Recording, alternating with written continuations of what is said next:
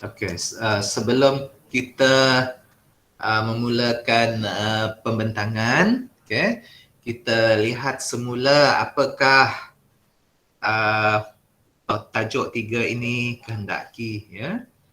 Okey, fokus kita pada hari Selasa yang lepas, ya, anda semua tahu kesedaran kepelbagaian sosial budaya di Malaysia dari segi bangsa, bahasa, struktur sosial, kepercayaan dan adat resam, ya. Dan kita lihat kepentingan kesedaran kepelbagaian sosial budaya ini pada guru nanti, ya. Dan ini minggu keempat, minggu depan, ya, kita akan lihat, kita sambung semula, untuk menambah pemahaman kita mengenai topik ini dan lebih kepada kesedaran, kepentingan kesedaran kepelbagaian sosial budaya ini kepada guru-guru di Malaysia dan anda sebagai bakal guru, ya. Okey, ini kita bincang pada minggu depan. Seperti yang saya nyatakan, saya akan bagi sedikit nota dan mungkin ada sedikit tugasan, ya, bila perlu nanti. Okey.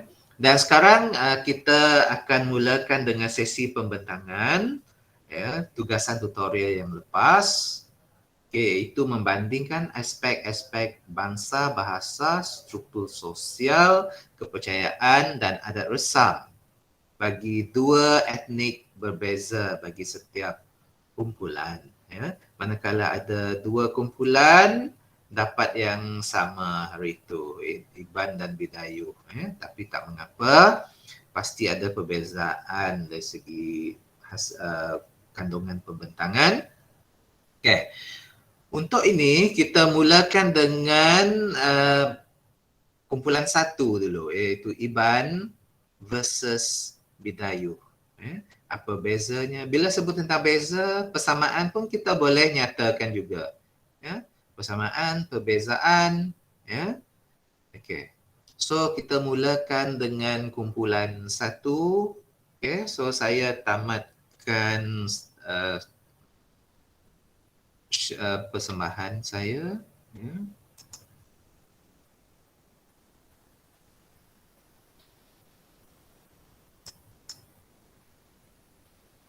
Okey, kumpulan satu, silakan kongsi kepada saya, kepada rakan-rakan.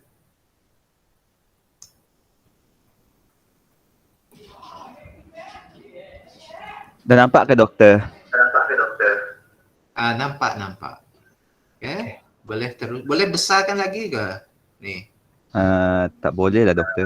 Tak boleh lah doktor. Ya, paling besar kan ni. Paling besar ni. Okey, tak apa, boleh juga nampak. Okey.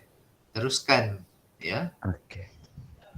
Bismillahirrahmanirrahim. Assalamualaikum warahmatullahi wabarakatuh. InsyaAllah hari ini kumpulan kami iaitu kumpulan 1 yang terdiri daripada diri saya sendiri iaitu Muhammad Iqmad bin Rasid, Nurdini binti Zakaria dan Sofia Syirah binti Zulkifli akan membentangkan soalan tutorial yang ketiga iaitu bandingkan aspek-aspek bangsa, bahasa, struktur sosial, kepercayaan, adat resam, sosial budaya bagi etnik atau kaum di Malaysia berikut iaitu Iban versus Bidayuh. Baiklah, aspek pertama iaitu aspek makanan. Sebenarnya ada banyak makanan bagi kaum Iban, tapi yang disenaraikan sini ada dua iaitu umai dan ayam pansuh.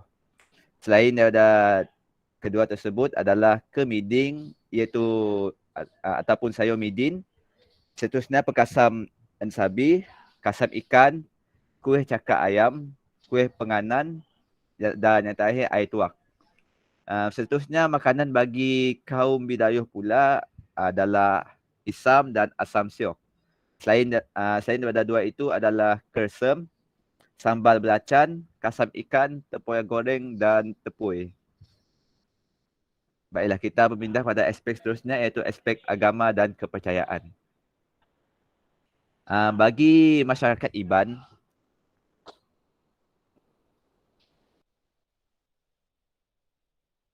maafkan saya, bagi masyarakat Iban, pada zaman dahulu, Masyarakat Iban percaya terhadap kepercayaan animisme. Mereka berpegang pada kepercayaan yang diamalkan oleh nenek moyang mereka dahulu. Mereka berpandukan pada papan turai yang telah ditulis oleh tuai Raban bangsa dengan berpandukan nasihat daripada Manang dan Le Mambang. Orang Iban percaya bahawa terdapat kewujudan seorang Tuhan iaitu Binsi Petara yang dipercayai mencipta dunia dan alam semesta. Di bawah Tuhan ini terdapat 7 orang dewa, antaranya ialah yang pertama dewa peperangan iaitu Sengalang Urung. Yang kedua dewa keagamaan iaitu Biku Imam Bunsi Petara. Yang ketiga dewa perubatan iaitu Menjaya. Yang keempat dewa pertanian dan tanah Sempulang Gansa ataupun Semerugah. Yang kelima dewa penyembuh semula jadi dan dewa keadilan iaitu Ini Ine ataupun Anda. Yang terakhir dewa kekayaan iaitu Andamara ataupun Gangga Ganggong. Selain itu, menurut kepercayaan orang Iban juga, Tuhan akan menyampaikan sebarang alamat, petanda dan maklumat kepada mereka yang dikehendakinya melalui mimpi dan juga bayangan. Ada juga petanda yang disampaikan melalui tingkah laku tertentu. Selain daripada petara dan juga semangat-semangat tertentu, orang Iban juga percaya kepada kewujudan roh-roh nenek moyang yang dipercayai boleh membantu keluarga. Antara peranan roh nenek moyang mereka ini adalah untuk mendapatkan hasil tanaman yang banyak selain mendapatkan barang berharga. Namun, kedudukan roh nenek moyang dalam kepercayaan masyarakat Iban adalah lebih rendah daripada kedudukan dewa-dewi. Yang seterusnya adalah masyarakat Bidayuh. Zaman dahulu, masyarakat Bidayuh juga turut percaya terhadap kepercayaan animisme. Namun pada masa kini, rata-rata masyarakat Bidayuh Sarawak sekarang menganuti agama Kristian. Segala bentuk pemujaan sudah lama ditinggalkan, sebaliknya upacara sembahyang mengikut lunas-lunas agama Kristian pula menggantikannya. Sebenarnya ada banyak jenis masyarakat Bidayuh di Sarawak. Antaranya adalah yang pertama Selakau ataupun Lara di daerah Lundu, Bidayuh Jagoi ataupun Singai di daerah Bau, Bidayuh Biatah di daerah Kecil Padawan, Bidayuh Bukar ataupun Sadong di daerah Serian, dan terakhir Bidayuh Baru di kawasan tengah antara kawasan Padawan dengan Bau. Baiklah, kita berpindah pada aspek perkahwinan yang akan diteruskan oleh sahabat saya. Dipersilakan. Seterusnya daripada aspek perkahwinan, bagi kaum Iban dan juga Bidayuh akan terbagi kepada 3, iaitu yang pertama merisik, yang kedua meminang ataupun bertunang, dan seterusnya ialah majlis perkahwinan. Bagi masyarakat Iban, dalam proses merisik merupakan adat yang wajib lah untuk diikuti bagi kaum Iban tersebut. Manakala bagi Bidayuh pula, masyarakat ini tidak ada upacara merisik. Seterusnya, dalam proses meminang ataupun bertunang, bagi kaum Iban, rombongan meminang daripada pihak lelaki akan disertai oleh 5 hingga 10 orang yang terdiri daripada golongan orang-orang tua. Dan pada masa itu, syarat-syarat perkahwinan juga akan ditentukan sekali lagi oleh pihak lelaki dan juga perempuan lah. Manakala bagi masyarakat Bidayuh pula, majlis pertunangan dan perkahwinan melibatkan majlis kenduri yang besar dan mewah, terutama bagi anak sulung lelaki ataupun anak tunggal. Sekiranya mereka gagal mengadakan kenduri pertunangan dan perkahwinan, orang ramai akan mencemuh pengantin lelaki. Dan seterusnya, bagi majlis perkahwinan masyarakat Iban pula, majlis perkahwinan ini dimulakan oleh pihak lelaki, di mana mereka akan menyediakan barang-barang atau hantaran yang akan diberikan kepada pihak perempuan. Antaranya ialah kain, raga, pedang, hasil kraftangan dan juga barang kemas. Manakala bagi kaum pihak perempuan pula akan membuat persiapan seperti memburu binatang untuk dijadikan lauk kepada tetamu yang akan datang. Bagi kaum Bidayuh pula, majlis perkahwinan yang diadakan sangat bergantung kepada kemampuan ekonomi keluarga pengantin. Dalam masyarakat Bidayuh, pilihan tempat tinggal selepas berkahwin bergantung kepada banyak faktor. Antara faktor utamanya ialah kedudukan ekonomi pasangan yang berkahwin. Pihak suami yang berada dan berkedudukan tinggi boleh mempengaruhi pihak isteri untuk tinggal bersama-sama keluarganya dan begitulah sebaliknya. Ini kita akan melihat kepada adab perkahwinan. Jika kita melihat di sini persamaan antara kaum Iban dan juga Bidayuh dalam adab perkahwinan ini, mereka akan memakai pakaian tradisional mereka sendiri. Jadi ini merupakan pakaian tradisional kaum Iban dan juga kaum Bidayuh.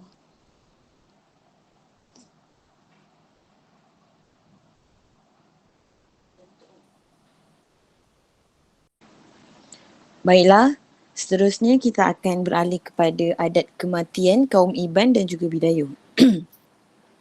Bagi adat kematian kaum Iban, saudara mara dan sahabat handai akan menghadirinya. Dan perkara pertama yang mereka lakukan sebaik saja mendapati bahawa seorang itu mati adalah mereka akan merapatkan mulut si mati tersebut. Kemudian mayat akan dimandikan, disikat dan dikenakan pakaian yang sebaik-baiknya. Kemudian kedua-dua pintu rumah panjang juga perlu digalang dengan 2 batang alu dan mereka percaya jika perkara ini tidak dilakukan hantu si mati akan membawa pulang roh si mati. Dan semua barang-barang yang mahu dibekalkan bersama mayat itu mereka akan sediakan dan barang-barang tu dianggap sebagai bekalan si mati di dunia keduanya kelak dunia selepas mati. Dan mayat itu juga tidak boleh ditinggalkan secara bersendirian lah. Kemudian bagi Bidayuh, adat kematian mereka adalah diadaptasi daripada cerita 2 beradik yang bernama Rijung dan Buah. Di dalam cerita ini, masyarakat Bidayuh diajar untuk meratap setiap kali berlakunya kematian. Dan tujuannya adalah untuk memanggil roh-roh saudara terdekat yang telah pergi dahulu, yang telah mati dahulu bagi membantu dan menunjukkan jalan kepada roh si mati ni ke Sidana. Sidana ni mengikut kepercayaan masyarakat Bidayuh, Sidana merupakan tempat untuk roh-roh orang dewasa menunggu sebelum mereka ni dibenarkan masuk ke dalam sibayan. Adalah dipercayai setiap roh harus menunggu selama lebih kurang 4 tahun selepas kematiannya untuk mereka ke sibayan, iaitu syurga mengikut kepercayaan mereka. Dan maka oleh kerana itu, sekiranya kalau ada berlaku sebarang kematian, akan adalah waktu penyembuhan. Penyembuhan tu di mana pengunjung luar ataupun orang luar tidak dibenarkan untuk masuk perkampungan masyarakat Bidayuh tersebut selama 7 malam berturut-turut. Dan tujuan penyembuhan ini dilakukan adalah untuk mengelak daripada roh-roh jahat mengikuti jejak pengunjung sehingga boleh mendatangkan kerasukan kepada pengunjung tersebut dan juga sebagainya. Kemudian kita akan lihat kepada ini adalah di mana contoh gambar di majlis pengebumian lah, majlis adat kematian orang Iban dan juga etnik Bidayuh. Dan kat situ kita boleh nampak perbezaannya yang mana bagi etnik Bidayuh ni adanya proses penyembuhan tu, yang mana mereka akan melakukan upacara penyembahan jugalah. Okey, penyembahan. Dan itu saja bagi kumpulan kami untuk perbezaan Iban dan juga Bidayuh. Sekian, terima kasih. Okey, tahniah. Satu pembentangan yang sangat baik dan nampaknya mendalam juga sampai menyeramkan cerita kematian di akhir itu. berkenaan dengan kepercayaan mereka apabila berlakunya kematian. Macam filem Nang Nak pula. Pernah tengok filem Nang Nak Thailand? Pernah. Macam tu lah kiranya cerita masyarakat ni. Okay, Tahniah Nur Iqmal, Nurdini dan Sofia Inshira. Okay, walaupun sebenarnya apa yang anda cerita tu fakta yang anda dapat ni adalah berkaitan dengan adat resam ketika mereka kebanyakannya animisme ataupun belum menerima pengaruh agama Kristian. Sebenarnya etnik Iban juga sekarang kebanyakannya adalah beragama Kristian, sama seperti Bidayuh, tetapi orang Iban ni adat resam mereka sangat kuat. Sangat kuat bermaksud mereka seperti mengasimilasikan adat resam Iban itu dengan agama Kristian, dan ada bezanya dengan masyarakat Bidayuh. Saya juga lahir dalam masyarakat Bidayuh, dan orang Bidayuh memang meninggalkan terus adat resam yang ada ritual animismenya setelah menerima Kristian. Itu beza antara Bidayuh dan Iban dari segi budayanya lah, adat resamnya. Orang Iban memang sangat kuat adat resamnya. Walaupun sudah menganut agama Kristian. Alright, so sekarang kita pindah kepada kumpulan kedua berkaitan dengan Melayu versus Melanau. Macam mana pula tentang Melayu versus Melanau. Seronok tajuk ni sebenarnya. Kita teruskan kumpulan 2.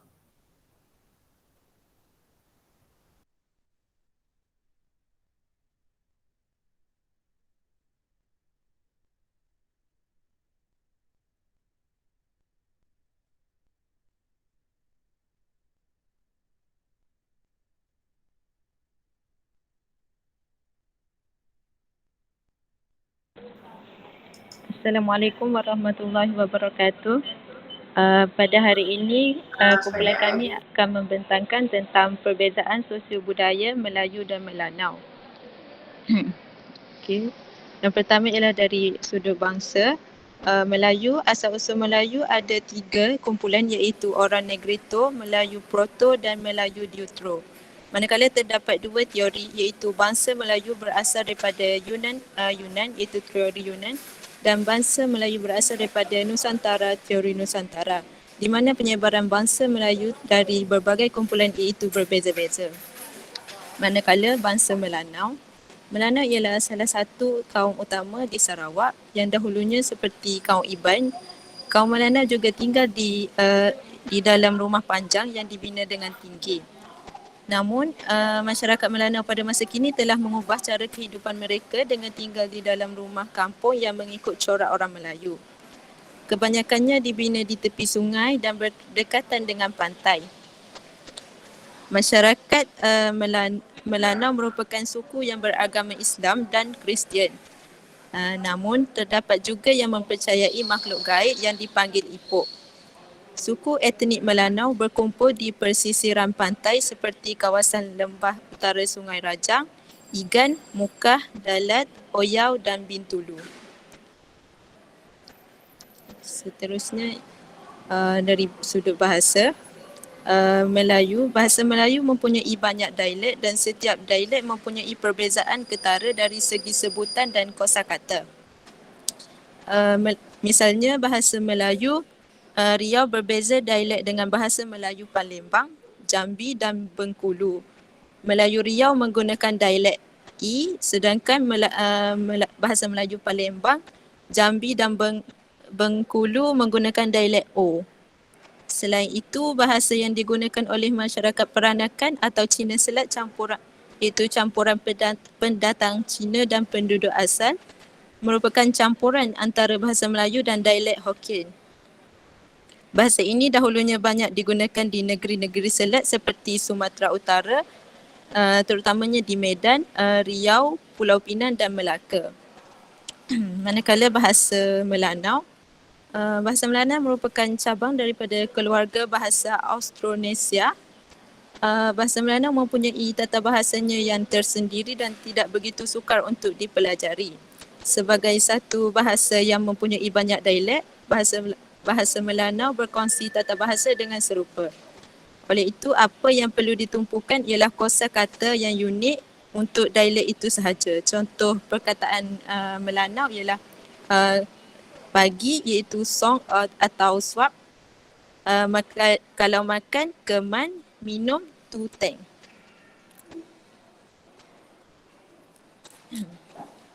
Manakala dari struktur sosial, bangsa Melayu, masyarakat Melayu dapat dibahagikan kepada dua zaman, iaitu zaman tradisi dan juga zaman moden. Zaman tradisi ialah keadaan sebelum berlakunya proses penjajahan yang panjang, itu semasa British memerintah. Zaman moden pula bermula sejak British menjajah hinggalah negara mencapai kemerdekaan. Untuk struktur sosial Melanau, kaum Melanau boleh dibahagikan kepada 6 kumpulan yang berbeza, iaitu Melanau Mukah, Melanau Dalat, Melanau Oya, Melanau Matudaro Rejang, Melanau Bai di Bintulu dan juga Melanau Miri. Setiap kumpulan mempunyai dialek yang tersendiri tetapi mereka berkongsi latar belakang budaya dan bahasa yang sama, kecuali dialek Melanau Bintulu yang tidak boleh difahami oleh orang lain. Bahasa Melanau telah dibahagikan dalam 11 berikut, iaitu Mukah, Balingyan, Oya, Dalat, Darumatu, Rajang, Kanawit, Sibu, Bintulu, Seru dan Tanjung. Untuk pembentangan seterusnya akan disambung oleh Nur Zarifah.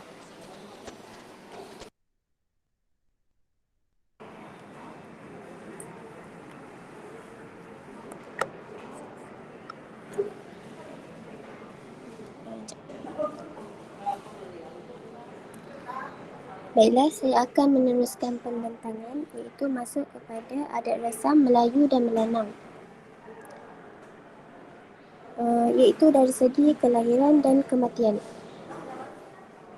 Dalam aspek kelahiran ini, masyarakat Melayu banyak mengamalkan adat-adat tertentu yang diwarisi sejak turun-temurun. Ianya merangkumi peringkat sewaktu mengandung, bersalin dan selepas lahir. Di sini saya telah mengambil contoh sebelum kelahiran, iaitu adat melenggang perut. Adat ini juga dipanggil kirim perut oleh masyarakat Melayu di bahagian utara semenanjung Malaysia dan di setengah tempat ini dikenali sebagai mandi tian. Upacara ini dilakukan kepada wanita yang mengandung anak sulung ketika kandungan berusia dalam lingkungan 7 atau 8 bulan. Ia dijalankan oleh seorang bidan untuk membuang geruh atau kecelakaan yang mungkin menimpa wanita hamil yang bakal bersalin dan bagi membetulkan kedudukan bayi di dalam perut. Peralatan untuk upacara melenggang perut ini adalah termasuk 7 helai kain dengan 7 warna berlainan, segantam beras, sebiji kelapa, beberapa urat benang mentah, damar, minyak kelapa ataupun minyak urut, lilin, tepak sirih yang lengkap isinya, dan pengeras. Untuk adat melenggang perut ini, pada permulaannya bidan akan membacakan jampi mentera dan mengandam wanita hamil tadi. Kemudian tepung tawa akan dicalit ke mukanya dan beras kunyit ditabur. Seterusnya adat mandi sintuk limau dan air buyung dilakukan. Sebiji telur diselitkan di kain basahan, iaitu di bahagian perutnya, dan sebuah cermin kecil akan dibawa bersama-sama. Kemudian wanita itu didudukkan di atas kerusi di mana pada kaki kerusi itu ditambat seekor ayam. Kemudian air buyung akan dijuruskan kepadanya. Manakala telur tadi dilepaskan atau dijatuhkan dengan kepercayaan, ia akan memudahkan wanita tadi bersalin. Setelah membersihkan badan, wanita itu akan bercermin muka dengan harapan anak yang bakal lahir nanti mempunyai rupa paras yang cantik. Setelah acara itu selesai, bidan akan membentangkan ketujuh-tujuh helai kain berbentuk melintang, sehelai di atas sehelai yang lain. Kemudian, ibu yang hamil itu dibaringkan di atas lapisan kain-kain tersebut. Bidan akan mengurut ibu yang hamil dengan menggunakan minyak kelapa ataupun minyak urut. Kemudian bidan mengambil buah kelapa yang telah dibersihkan lalu menggulingkan perlahan-lahan di atas perut terus ke hujung kakinya sebanyak 7 kali. Adalah dipercayai sekiranya kelapa itu berhenti bergolek dengan matanya ke atas, anak yang dikandungkannya adalah lelaki dan perempuan jika sebaliknya. Akhir sekali bidan akan melenggangkan setiap helai kain tersebut pada perut wanita hamil itu. Bagi adat sebelum kelahiran untuk kaum Melanau pula, adat kelahiran ni telah diasingkan kepada dua aspek, iaitu sewaktu mengandung dan selepas kelahiran. Bagi kaum Melanau, semasa ibu mengandung, mereka terikat daripada mengamalkan pantang larang mereka. Terdapat beberapa pantang larang yang mereka lebih mengambil perhatian. Pantang larang yang pertama iaitu ibu yang mengandung tidak boleh makan buah-buahan yang berbau kuat seperti durian kerana ia akan menyebabkan badan menjadi busuk. Seterusnya mereka juga, contoh yang lain, mereka juga tidak boleh makan pucuk-pucuk paku kerana susu badan akan menjadi masam. Pantang larang yang ketiga ialah haiwan-haiwan buruan yang dibunuh di dalam hutan tidak boleh diberikan kepada ibu yang mengandung kerana mereka mempercayai anak dalam kandungan akan melecur seluruh badan. Untuk suami juga perlu mengikut beberapa adat untuk mengelakkan daripada beberapa perkara. Yang pertama, suami tidak boleh memotong kayu yang bertindan atau makan ikan pari kerana dikhawatiri bibir anak akan menjadi sumbing. Suami juga tidak boleh mengecat kerana dikhawatiri anak dalam kandungan akan diiringi minyak. Yang ketiga, suami tidak boleh melihat sebarang kematian kerana anak di dalam kandungan akan mendapat penyakit. Seterusnya, adat kematian.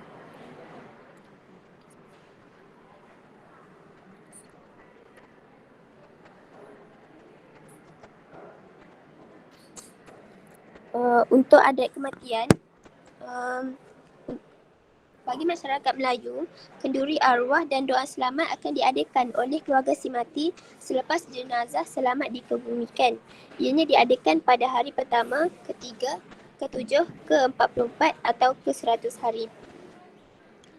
Bagi kaum Melanau pula, apabila berlaku kematian, seseorang mayat tersebut akan dimandikan terlebih dahulu dan ia akan dilakukan oleh beri patai atau ahli keluarga terdekat. Seterusnya, mayat tersebut akan dipakai dengan pakaian yang cantik serta dengan hiasan seperti barangan emas.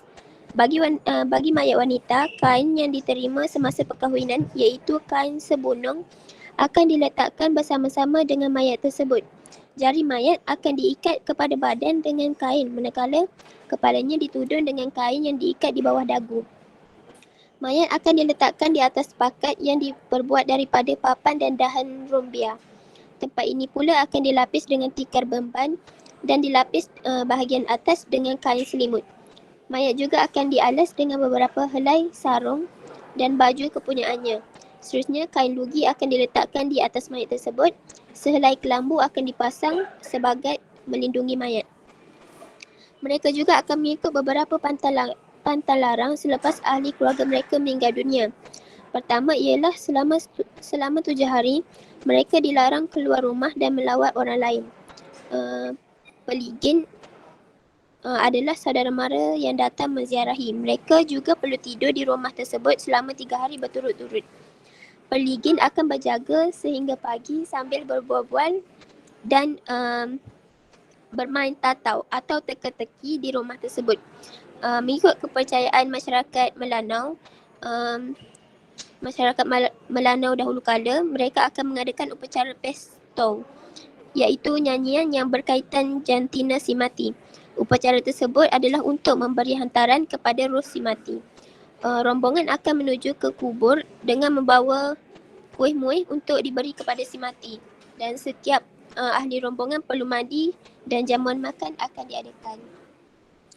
Bagi pembentang seterusnya, saya akan menyerahkan pembentangan kepada Nur Akilah.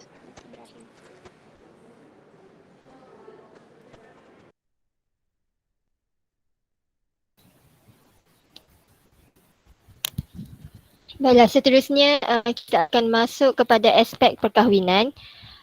Bagi kaum Melayu, pertama sekali adalah merisik. Merisik ini dipanggil meninjau atau menengok. Dan merisik ini melibatkan pertemuan antara wakil keluarga lelaki dan juga wakil keluarga perempuan.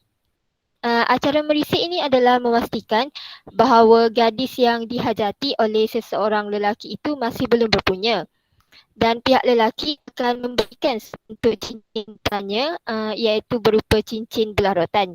Sekiranya ada persetujuan dari pihak gadis, maka satu tarikh peminangan akan ditetapkan. Setelah acara merisik, acara bertunang akan diadakan setelah mendapat persetujuan dari pihak gadis. Pihak lelaki diwakili oleh saudara mara yang terdekat. Bilangan hantaran akan dihantar dalam bilangan yang ganjil seperti 5, 7, 9, 11 dan 13 kerana bilangan genap dikatakan akan membawa implikasi yang tidak baik. Sementara hantaran dari pihak perempuan pula akan melebihi hantaran daripada pihak lelaki. Bagi Melanau pula, acara merisik ialah perkahwinan antara pasangan daripada Pertama sekali, perkahwinan antara pasangan daripada status sosial yang sama dikenali dengan samagara. Manakala perkahwinan antara pasangan yang berlainan status sosialnya dikenali sebagai sida adat. Wakil pihak lelaki akan mengunjungi rumah keluarga perempuan bagi acara merisik ini untuk mengetahui lebih lanjut dan memastikan status sosial keluarga perempuan dan untuk menentukan sama ada gadis tersebut sudah berpunya ataupun belum. Sekiranya gadis itu belum berpunya, akan ditanyakan sama ada gadis itu boleh dipinang ataupun tidak dan juga mas kahwin akan ditetapkan jika gadis tersebut dapat dipinang. Seterusnya bagi Melanau, setelah merisik akan diadakan sesi meminang. Ia diadakan pada hari yang telah dipersetujui oleh kedua-dua belah pihak keluarga lelaki dan perempuan. Maka diadakanlah adat tanda tunang. Dan perempuan yang telah berumur akan menyerahkan barang hantaran peminangan iaitu sebentuk cincin emas, sebilah senjata, segantang padi, sebiji kelapa dan satu pikul barang tembaga. Dengan penyerahan barang tersebut oleh wakil keluarga lelaki dan diterima oleh wakil keluarga perempuan, maka rasmilah sesuatu pertunangan itu. Kedua-dua pihak ini hendaklah mematuhi segala syarat yang telah dipersetujui bersama. Jika persetujuan dilanggar, pertunangan boleh diputuskan. Sekiranya pihak perempuan yang memutuskannya, barang tanda tunang mesti dikembalikan kepada pihak lelaki, tetapi jika pihak lelaki yang memutuskannya, tanda tunang itu menjadi milik pihak perempuan. Dan bagi kedua-dua masyarakat Melayu dan Melanau ini, setelah bertunang dan meminang, mereka akan mengadakan majlis perkahwinan secara besar-besaran seperti bersanding dan sebagainya. Baiklah, itu saja daripada kumpulan kami. Sekian, terima kasih. Terima kasih tahniah kepada Adik Amri, Nur Zarifah dan Nur Akilah ya. Pembentangan yang panjang ni ya, tapi seronoklah kita nak tahu tentang perbezaan ataupun persamaan ya. Kalau kita lihat ya, etnik Melayu dan Melanau ada persamaan juga ya. Ada banyak persamaannya. Okey. Walau bagaimanapun kalau kita lihat dari segi pantang larang bagi etnik Melanau lebih banyak sebab mereka masyarakat tradisi, ya. Tapi rasanya sekarang pun sudah kebanyakan yang Melanau ni menganut agama sama ada Islam ataupun Kristian, ya. Tetapi masih juga ada yang kalau kita baca masih animisme ataupun agama lama mereka yang mereka panggil Liko, ya. Okey, so sekarang kita mungkin ada 2 pembentangan lagi. Lepas tu kita akan sambung pada sesi seterusnya. Okay? Kerana kursus kita ni saling berkaitan di antara satu tajuk dengan satu tajuk. Jadi rasanya tak ada masalah untuk kita sambung pada tajuk-tajuk yang lain sesi pembentangan. Okay? Okay. Seterusnya yang ketiga, kumpulan 3 ya. Kita lihat pula apa beza, mungkin ada beza Melayu Sarawak dan Melayu Semenanjung. Kita lihat macam mana dengan dapatan dan kajian literatur rakan-rakan kita. Okay.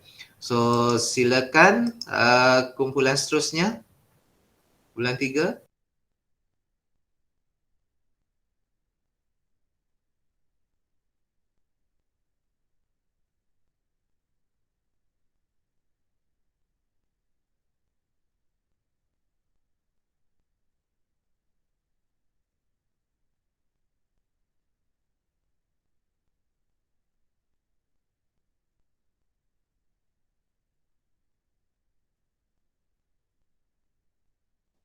Baik.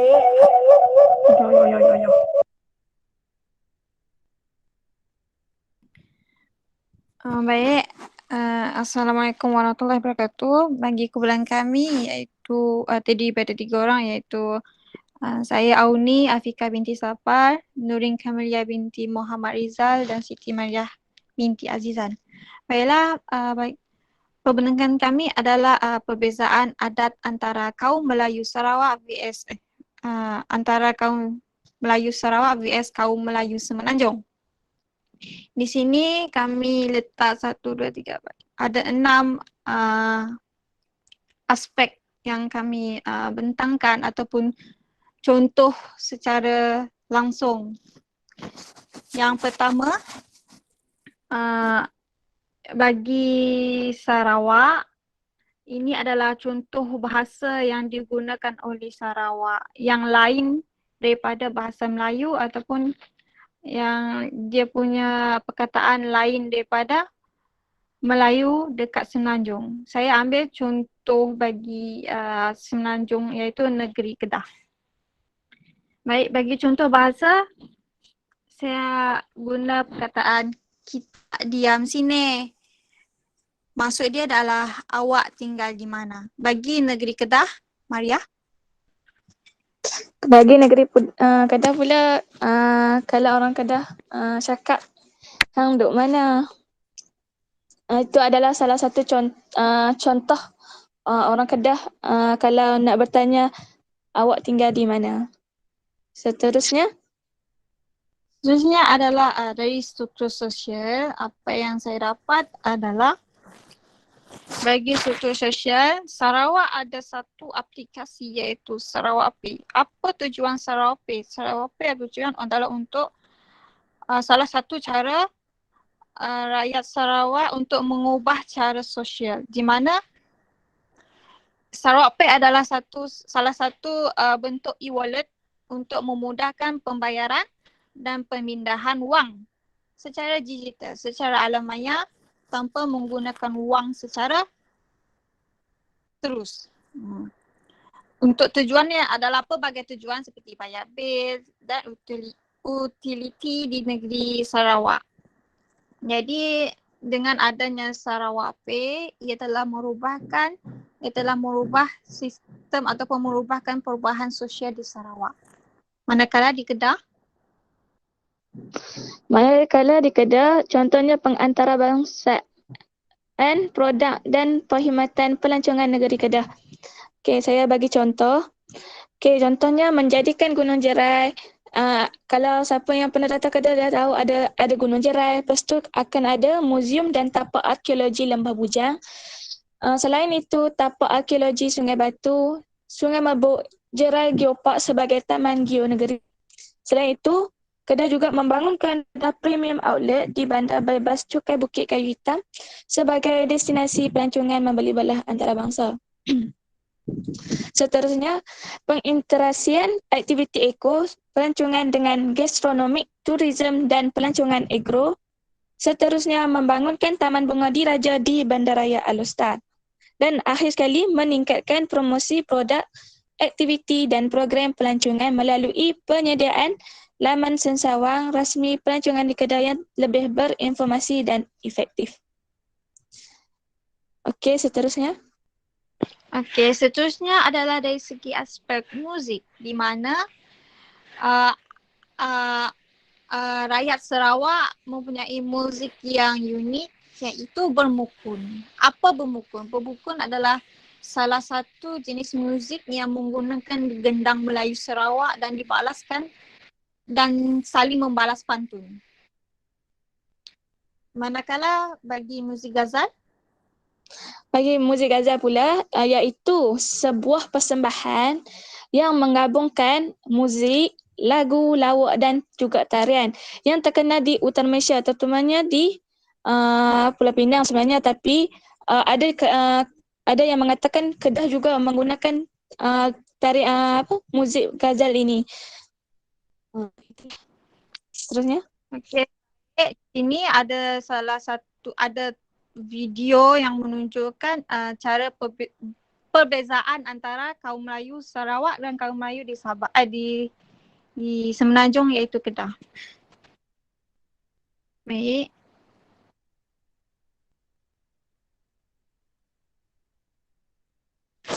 Ini adalah contoh muzik.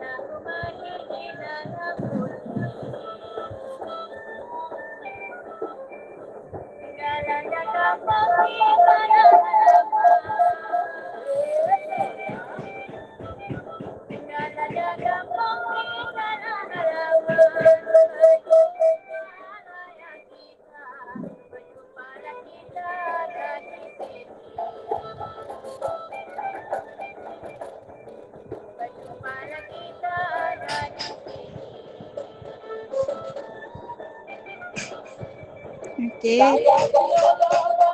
Itu adalah contoh untuk bermukun di Sarawak, iaitu jika anda lihat perempuan ini akan membuat pantun, dan bagi orang lelaki ini dia akan membalas pantun balik untuk perempuan tersebut. Seterusnya kita lihat bagi ghazal pula. Ghazal itu macam mana?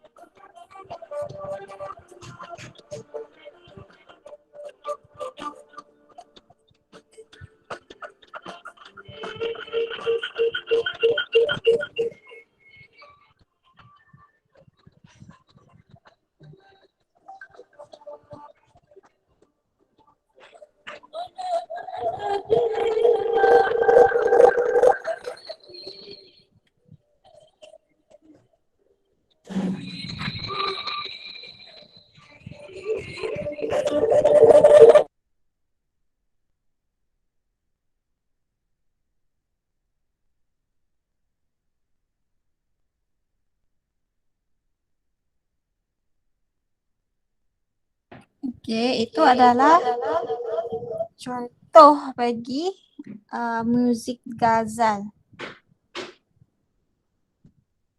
Maria. Okey, saya ada tambahan. Ghazal ni ia berasal daripada perkataan Arab, guys. Sebab tu kita tengok dalam video tadi dia macam nampak Islami sikit, macam Arab sikit kan.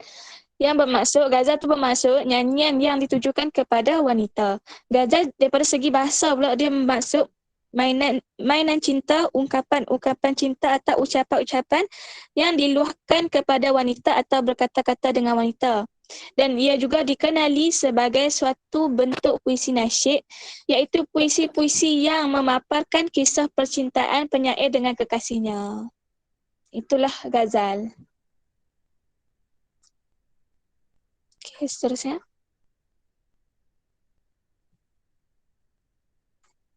Okey, baiklah.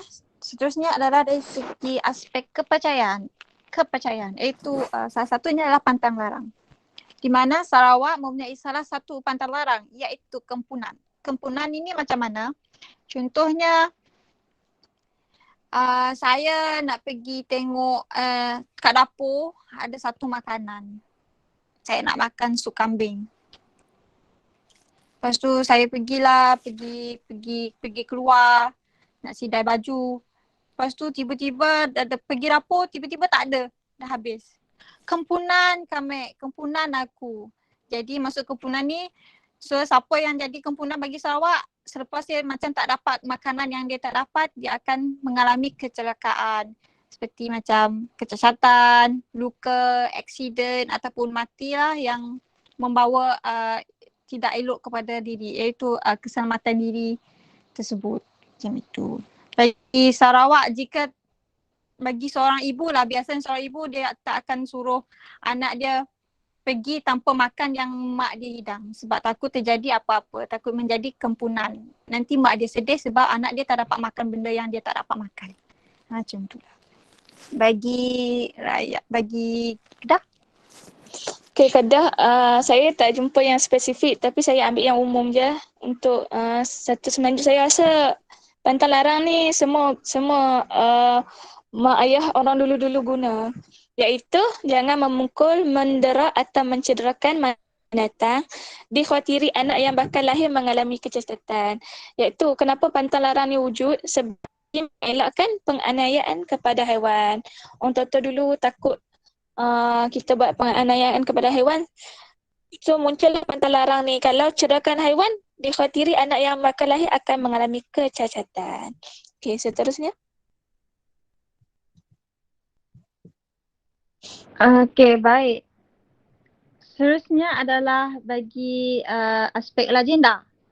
Seperti yang kita tahu, Sarawak mempunyai satu legenda yang popular, iaitu Puteri Santubong dan Puteri Sejinjang, di mana ini ada lagu dia, kisah dia, macam mana terjadinya legenda Puteri Santubong dan Puteri Sejinjang.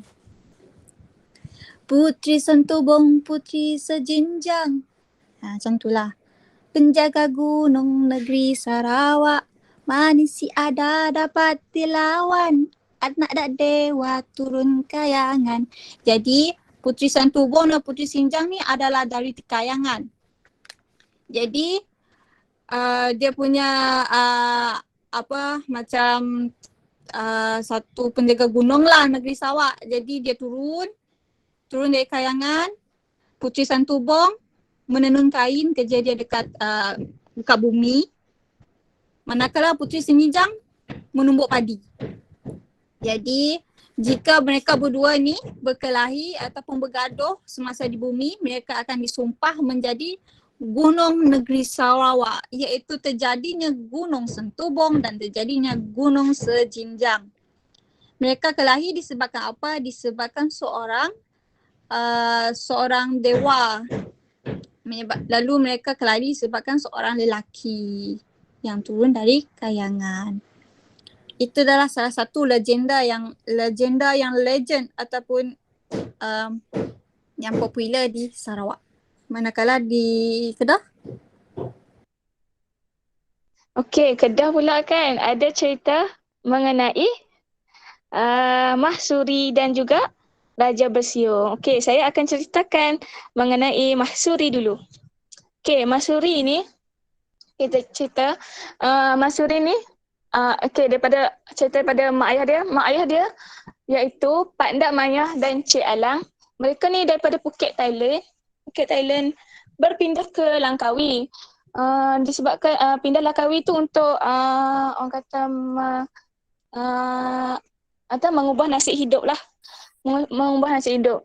Lepas tu setelah lama sampai kewangan Pak Ndak Mayah dan Cik Alang ni stabil, okey, lahirlah Mahsuri. Okey, Mahsuri. Mahsuri waktu kecil dia jarang keluar rumah. Orang kata orang tua dulu tak keluar rumah lah kan. So dia pun jarang lah bermain dengan kanak-kanak sampai lah orang tertanya-tanya siapakah Mahsuri. Tak tahu siapa Mahsuri. Sampai orang tertanya-tanya siapakah Mahsuri sebab dia dikenali dengan paras rupa yang cantik. Lepas tu dia sopan santun. Orang kata nilai perfect lah. Kiranya dia ni seorang perempuan yang perfect, cantik, lemah lembut, sopan santun kan. Sampailah satu hari tu Mahsuri ni dijumpai oleh Datuk Pekermajaya, iaitu Datuk Pekermajaya ni Wan Yahya, itu tok penghulu di kampung di situlah, kampung Mawar. Tak silap saya kampung Mawar. Dan Datuk Pekermajaya ni dia berkahwin dengan Wan Mahora dan tu kiranya time perjumpaan dekat situ Datuk Pekermajaya ni ternampaklah Mahsuri, tapi dia tak tahu tu Mahsuri. Dan dia bertanyalah orang kampung kan, tu siapa? Tu Mahsuri. Lalu dia pun berkenan lah dengan Mahsuri dengan rupa paras yang cantik. Lepas tu dia mengkahwinkan Mahsuri dengan adiknya iaitu Wan Derus. Wan Derus itu adik Datuk Pekermajaya lah kan. Lepas tu setelah mereka berkahwin, pada waktu itu Wan Derus terpaksa keluar berperang dengan time tu tentera Siam menyerang Kedah. So suami kepada Mahsuri tu, Wan Derus tu terpaksa pergi berperang dengan tentera Siam. Dan waktu itu Mahsuri mengandung kerana waktu Mahsuri mengandung tu Wan Derus tak tahu kata Mahsuri mengandung. Pada waktu itu juga ada seorang lelaki bernama Deramang. Dia pergi bermalam di Langkawi dan dia merupakan penyair kembara. Dan dia meminta kebenaran kepada mak dan ayah Mahsuri untuk bermalam di rumah mereka. Rupa-rupanya Wan Mahura iaitu isteri kepada Datuk Pekermajaya ni cemburu dengan Mahsuri. Kerana orang macam mamai lah pandang dekat Mahsuri kan cantik. Lepas tu dia lemah lembut, sopan kan. Lepas tu dia pun membuatlah mereka cerita fitnah, iaitu mengatakan Mahsuri ni mengandung disebabkan Deramang lah kiranya melakukan hubungan sulit dengan Deramang. Lepas tu akibat daripada tu dia pun melaporkan kepada Tok Penghulu iaitu suami dia Datuk Pekermajaya. Dan Datuk Pekermajaya ni tanpa soal selidik terus mengenakan menjatuhkan hukuman terhadap kedua orang ni iaitu Mahsuri dan Deramang. Dan Mahsuri diikat di sebatang pokok dan ditikam dengan tombak berkali-kali tapi tak mati, tak tembus. Akibat ditikam berkali-kali sebabkan badan Mahsuri ni dia kebal. Dia kalau yang betul-betul tombak yang betul-betul yang serasi dengan dia baru dia matilah kan. Lepas tu akibat dia pun dah penat tak larat kan. Macam dah penat kan, dah dicucuk berapa kali tombak tapi tak mati juga. Dia pun memberitahulah satu rahsia iaitu satu tombak yang terletak dalam rumah dia. Tombak tu macam tombak pusaka lah. Tombak tu kalau tikam dia akan mati dengan tombak tu. Kiranya lalu dia pun memberitahulah kepada Datuk Pekermajaya dan anak-anak buah Datuk Pekermajaya pun pergilah ambil tombak tu lalu tikam. Tapi sebelum menikam tu Mahsuri bersumpah kalau betul dia difitnah, darah dia akan mengalir warna putih dan Langkawi, seluruh Langkawi akan menjadi jarak padang pasir padang terkukur. So lepas tu Datuk Pakamajaya ni pun tikam lah. Tikam rupanya betul Mahsuri je difitnah. Okay, itulah cerita sedikit mengenai Mahsuri. Kemudian cerita Raja Bersiung. Raja Bersiung pula. Ada satu, ni berlaku di Kerajaan Kedah Tua di Bujang pada waktu dulu, iaitu Raja Ong Mahaperita Deria. Iaitu raja ni, satu hari dia balik ke istana. Lepas tu kan, dia makan macam biasa. Rupanya time tukang masak dia masak tu terhiris jari. Kiranya darah tu masuk dalam makanan. Kiranya lepas tu raja ni pun makan. Dia kata kenapa sedap sangat ni kan, macam tak pernah makan kan. Lepas tu raja ni pun tanyalah dekat tukang masak dia, apa yang awak letakkan kan, sebab sedap sangat kan. Lepas tu dia pun mengaku kata dalam tu dia terpotong jari dia, kiranya darah masuk dalam masakan tu masakan gulai. Lepas tu raja tu pun kiranya lama-lama dia nak juga, kiranya dia tamak, kiranya dia macam dah sedap kan, ada darah dalam tu, dia pun bunuh lah. Mula-mula dia bunuh tahanan, setiap pengawal yang dalam istana dia tu, lama-kelamaan dia bunuh habis anak-anak, bunuh orang-orang yang dekat situ, macam kanak-kanak dan orang awam. Lepas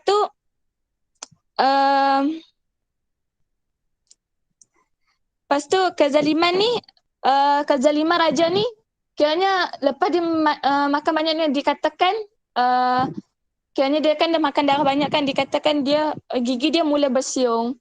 Itulah serba sedikit mengenai cerita Raja Bersiung. Okey, kita terus. Okey, baiklah. Tetapi saya ingin memberi amaran, iaitu bagi Santubong. Jadi sesiapa yang ingin mendaki atau menghiking di Gunung Santubong, berhati-hatilah kerana di situ banyak orang yang meninggal dan hilang di gunung tersebut. Baiklah, seterusnya adalah kita balik kepada aspek perayaan. Seperti yang kita tahu, Sarawak memang akan guna baju Melayu, baju kurung kecap hari. Iaitu kalau cuti 7 hari lah baju berkurung, baju Melayu macam itulah. Iaitu pakai baju kurung Melayu selama 7 hari semasa Hari Raya Aidilfitri. Jadi setiap hari baju lain-lain. Setiap hari, setiap tahun baju akan banyak sebab guna banyak hari. Kalau sebulan cuti, sebulan juga guna baju kurung, baju Melayu bagi adat orang Sarawak. Manakala apa pula adat di negeri Kedah? Okey, Kedah saya rasa seperti biasa semenanjung Malaysia yang lain pun pakai baju kurung ataupun baju Melayu pada mula-mula je, iaitu hari pertama dengan hari kedua. Sebab memang macam tu kot. Itu je lah. Itu sahaja kan daripada kami, iaitu perbezaan adat antara kaum Melayu Sarawak dengan kaum Melayu Semenanjung. Sekian, terima kasih. Okey, terima kasih tahniah pada kumpulan ni, dua orang, Auni Afikah dan Siti Mariah. Mereka cerita panjang lebar ni tentang struktur budaya, struktur budaya di Sarawak. Mereka jelaskan tentang Sarawak Pay, di manakala di Kedah pula ada pengantarabangsaaan produk dan pelancongan. Dan bagi tarian pula antara yang diceritakan tadi, kalau di Sarawak ada bermukun, kalau di Kedah ada gazal. Gazal ni dia pengaruh Arab, dan satu carian maklumat bagi kumpulan ni yang terhad, sebenarnya maklumat agak terhad, tapi mereka boleh dapatkan dengan baik. Tahniah. Dan mereka juga bercerita tentang begitu seronoknya, saya dengar pun seronok tentang cerita legenda. Okey. So Siti Maria ni seorang pencerita yang bagus lah. Ya, boleh jadi penglipur lara ni, Siti Maria ni. Ya, dia bercerita. Okey. Untuk yang terakhir, yang terakhir satu lagi kumpulan kita nak dengar daripada aspek yang berbeza, iaitu yang empat tu kira kita lompat dulu kerana Iban dan Melanau sudah dicerita tadi. Sekarang kita lihat kumpulan 5 yang terakhir untuk hari ini. Okay, selepas tu kita boleh berhenti dan kita sambung pada minggu depan, iaitu China dan India. Apa beza China dan India dulu? Okay, kumpulan 5 silakan. Okay, yang terakhir Yang lain kita tunda kepada minggu depan jika ada masa. Jika tak, hantar saja dulu dalam assignment tadi. Okay, teruskan.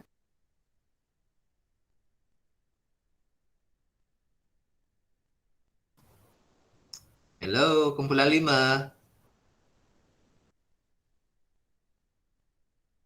Kejap Doktor, kejap.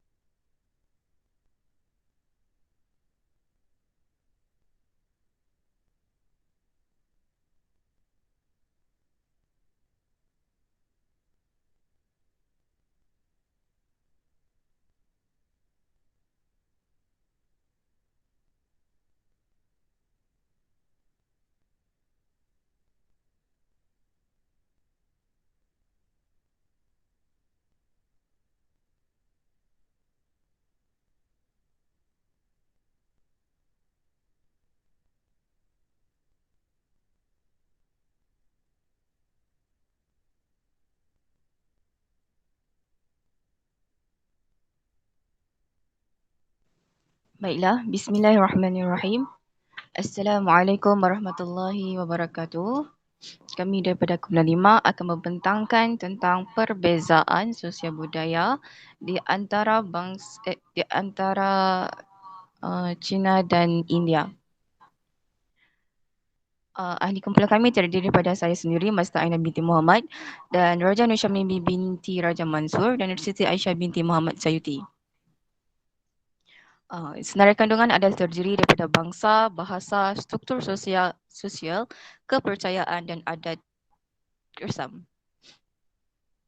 Baiklah, bagi pengenalan, kewujudan masyarakat pelbagai kaum dan etnik di Malaysia pasti akan mewujudkan sosial budaya yang berbeza. Namun, perbezaan yang wujud ini tidak harus dijadikan sebagai tembok untuk mewujudkan pelbagai jurang dalam sistem masyarakat demokrasi di Malaysia. Murid sekolah harus didedahkan dengan kepelbagaian sosial budaya dalam masyarakat agar mereka dapat belajar dalam suasana kondusif walaupun berhadapan dengan rakan-rakan yang berbeza kaum, etnik dan keturunan. Oleh kerana itu, seorang guru perlulah memahami kepelbagaian sosial budaya dahulu untuk tujuan tersebut. Baiklah, kita lihat kepada perbezaan dari segi bangsa Cina dan bangsa India. Jadi, bangsa Cina merujuk kepada orang Cina yang telah menjadi warga negara atau penduduk tetap di Malaysia. Kebanyakan orang-orang Cina berasal dari negara Cina yang berhijrah ke Malaysia sekitar abad ke-15 pertengahan abad ke-20. Di Malaysia, lazimnya kaum Cina ini dirujuk sebagai orang Cina dalam semua bahasa. Jadi terdapat suku-suku seperti Hakka, Hailam, Kantonis dan sebagainya dalam masyarakat berketurunan Cina. Pada peringkat awal, kaum Cina di Malaysia mengekalkan identiti komuniti yang amat berbeza dengan kaum lain serta jarang untuk berkahwin campur dengan orang Melayu atas faktor agama dan budaya. Jadi hal ini kerana kebanyakan orang Melayu beragama Islam. Lantaran itu, di bawah undang-undang di Malaysia, perkahwinan sedemikian memerlukan pihak bukan beragama Islam untuk memeluk agama pasangannya. Kebanyakan orang Cina Malaysia menganggap kecinaan mereka itu sebagai satu identiti etnik, budaya dan politik. Namun begitu, perkembangan semasa menunjukkan bahawa berlakunya asimilasi budaya secara beransur-ansur dan perubahan tersebut mula diterima oleh masyarakat. Asimilasi ini bermaksud dia macam menyeraplah budaya yang terkini ke dalam budaya mereka. Jadi, okey. Bagi bangsa India pula, bangsa India ni merujuk kepada masyarakat yang berasal dari India dan telah berhijrah ke tanah Melayu semasa pemerintahan British. Orang-orang India telah berhijrah ke Malaysia sejak 2000 tahun yang lalu. Kumpulan ini mula berhijrah semasa zaman Kesultanan Melayu Melaka dan kemudiannya semasa penduduk orang Portugal dan Belanda di Melaka. Penduduk India meninggalkan keluarga mereka di India dan Sri Lanka. Di Malaysia, mereka juga terdiri daripada beberapa suku seperti Tamil dan Jaffina. Pada tahun 2016, bilangan orang India kira-kira jumlah 7% daripada jumlah penduduk di Malaysia, sekitar 2.2 juta. Seterusnya kita lihat perbezaan dari segi bahasa, iaitu bahasa Cina dan bahasa India. Baiklah, bagi bahasa Cina dapat dikenal pasti melalui kumpulan penutur mereka. Bagi masyarakat Cina yang berada di Pulau Pinang dan Melaka, kebanyakan mereka bertutur dalam bahasa Hokkien. Bagi masyarakat Cina yang berada di Kuala Lumpur pula, Seremban dan Ipoh, kebanyakan mereka bertutur dalam bahasa Kantonis dan Hakka.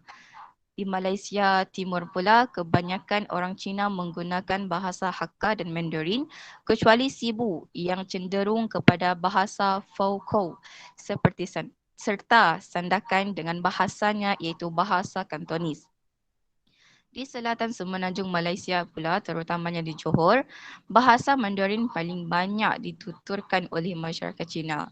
Situasi ini berlaku kesan daripada pengaruh media berbahasa Mandarin dari Singapura serta penggunaan bahasa Mandarin dalam pendidikan formal. Keadaan ini telah menyebabkan banyak orang Cina, terutamanya generasi muda, kurang memberikan perhatian kepada penggunaan dialek-dialek yang lain seperti Teochew dan Kantonis.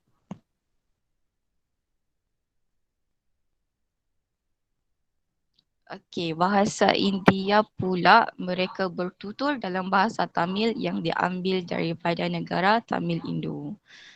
Kita boleh nampak dalam dalam slide ni ada gambar budak cakap Vanakkam Siti. Lepas tu Siti pun cakap Vanakkam Ali. Maksudnya selamat sejahtera Siti, selamat sejahtera Ali. Begitulah. Seterusnya saya serahkan pembentangan kepada Raja Nur Syamimi.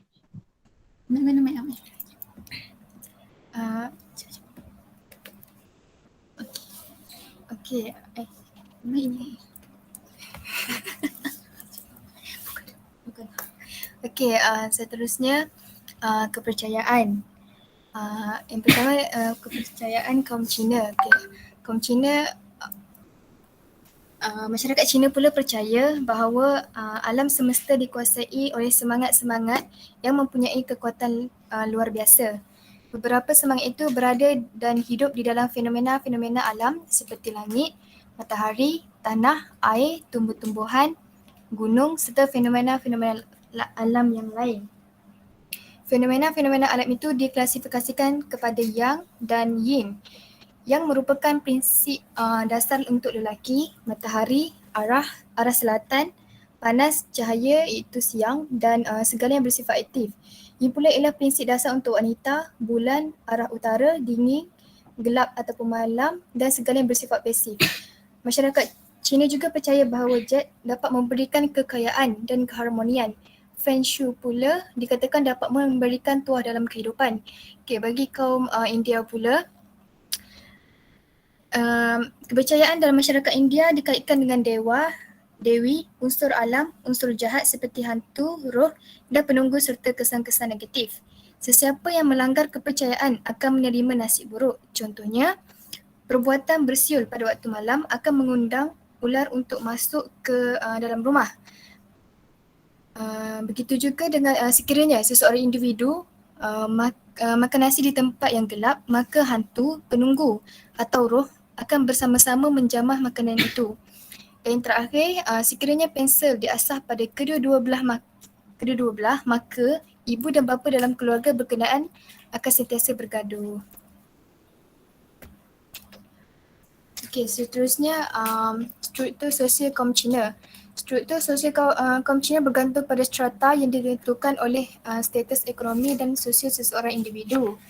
Terdapat sejumlah 10 strata yang dalam pengertian umum termasuk pegawai pemerintah, pemilik perniagaan swasta dan kecil, pekerja industri, buruh pertanian dan penganggur. Kelas menengah pada masa ini dilihat sebagai kelas terkemuka kerana mereka memperoleh lebih banyak sumber ekonomi dan kekuatan pengeluaran. Dengan peningkatan jumlah orang di kelas pekerja, mereka dilihat mewakili kekuatan produktif China dan juga orang-orang yang akan meningkatkan ekonomi negara secara keseluruhan. Terdapat juga sudut pandang positif di China yang mengelilingi kelas menengah kerana mereka dilihat memperoleh sejumlah wang yang baik dan memenuhi syarat untuk jawatan mereka. Abad ke-21 menyaksikan penurunan peratusan petani berbanding dengan kelas pekerja keseluruhan. Reformasi ekonomi memberi mereka lebih banyak kebebasan dalam kehidupan profesional mereka. Ramai orang muda yang tinggal di komuniti luar bandar juga merasa lebih menarik untuk menghadiri universiti ataupun mencari pekerjaan di luar bandar. Di bandar. Terdapat perubahan besar dalam pemikiran pemuda yang dilihat melalui usia yang lebih tua dari mereka yang bekerja di pertanian. Mencari individu di bawah usia 40 tahun yang masih bekerja di pertanian sekarang jauh lebih sukar daripada sebelumnya.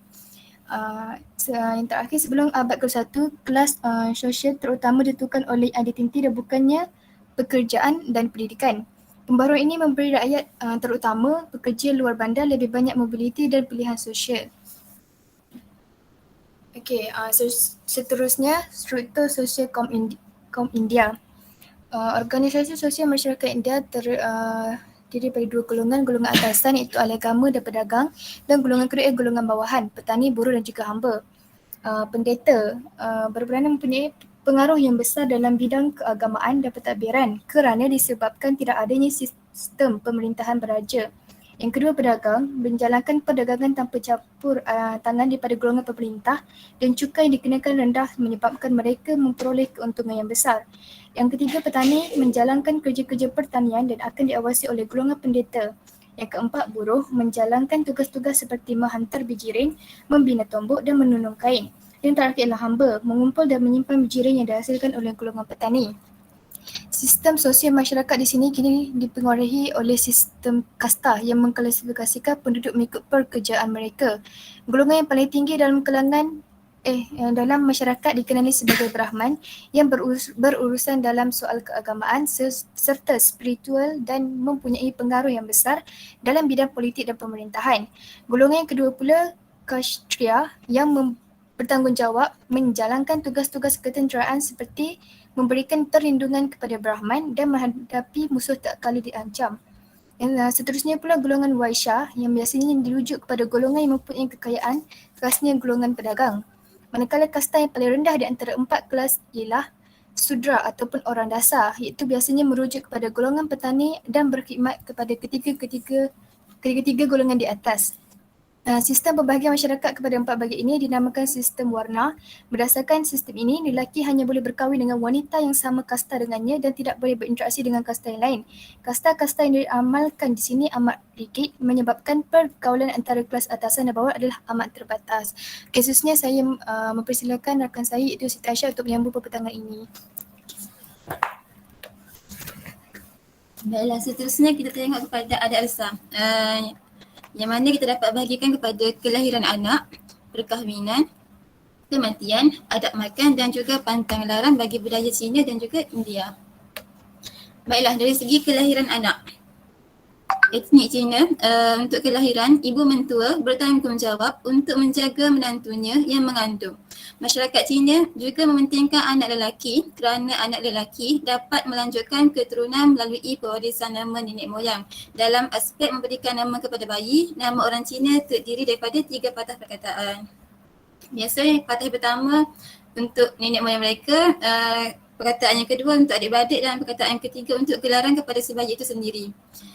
Baiklah, selepas kelahiran bayi, keluarga si bayi akan membuat sejenis kuih khas berbentuk bulat berwarna merah dan kuning yang berintikan kacang dan tausu serta telur yang diwarnakan merah. Kemudiannya diberikan kepada saudara mara terdekat. Okey, ini antara kuih tu ya. Bentuk kuih. Seterusnya adat mencukur dilakukan sebagai pengiktirafan terhadap kelahiran baharu dalam keluarga mereka. Baiklah, bagi etnik India, sewaktu mengandung, adat walai kapu ialah adat yang dilakukan ketika kandungan sulung wanita hamil menjangkau usia 7 hingga 9 bulan. Wanita hamil dipakaikan sebentuk gelang tangan baharu yang dikenal sebagai sul kapu. Sul bermaksud kandungan ibu dan kapu bermaksud perlindungan. Adat ini bertujuan untuk memberikan nama kepada bayi yang baru dilahirkan. Kelahiran, sebaik sahaja bayi dilahirkan, Sami ataupun sesiapa sahaja yang berpengetahuan tinggi tentang agama Hindu akan membisikkan nama Tuhan Gayatri Mantiram ke telinga bayi. Setelah itu, upacara memotong tali pusat akan diadakan. Bayi yang baru dilahirkan juga akan disapukan madu pada lidahnya kerana dipercayai dapat memberikan kecantikan kepada bayi tersebut. Dan seterusnya, perkahwinan. Untuk etnik Cina, bagi merisik terpulang kepada ibu bapa kerana pada lazimnya ibu bapa pihak lelaki akan menanyakan kenalan atau rakan taulan yang kenal dengan keluarga si gadis. Bagi meminang, seorang wakil dipilih untuk berkunjung ke rumah si gadis bagi membincangkan perkara-perkara berkaitan perkahwinan. Pertunangan dilakukan berdasarkan kalendar Cina dan ia hendaklah bersesuaian dengan bintang kelahiran kedua-dua pasangan tersebut. Untuk perkahwinan, sekiranya terdapat kematian dalam kalangan bakal pengantin, perkahwinan mesti ditangguhkan pada tahun hadapan ataupun selama 100 hari. Untuk India, bagi merisip, ia melihat bakal pengantin perempuan ataupun untuk memastikan status semasa gadis berkenaan. Proses seterusnya adalah kunjungan ke rumah pengantin adalah untuk melihat paras rupa dan juga perwatakan calon isteri dan mengkaji kecocokan ataupun tirumanam porutam partar. Wallahualam, saya pun tak tahu cara baca.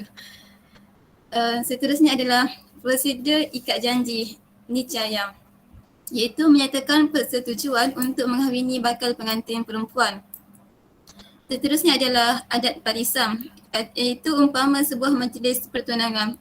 Dia ada 2 jenis, iaitu parisam yang biasa iaitu pemberian hadiah yang dijalankan lebih awal daripada hari perkahwinan. Manakala parisam yang kedua panggil udan parisam, iaitu pemberian hadiah yang dilakukan pada hari yang sama di sebelah pagi sebelum perkahwinan dianjurkan. Baiklah, seterusnya adalah tali ataupun tirumagaliam. Ya, apa tu yang ada kat leher pengantin perempuan lelaki yang bunga tu. Ia merupakan lambang suatu perkahwinan yang dikalungkan pada leher pengantin.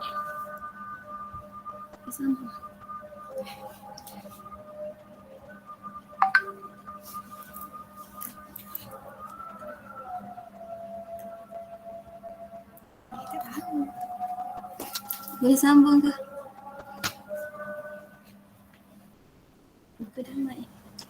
Okey, rasanya hantar saja ni ya, sudah pun waktu Zuhur. Jadi kita berhenti di sini. Ya, kita sambung pada masa seterusnya. Sila hantar semua ke Google Classroom ya. Okey, so kita tamatkan di sini. Jumpa minggu depan. Ya, Assalamualaikum. Waalaikumsalam. Waalaikumsalam, Doktor.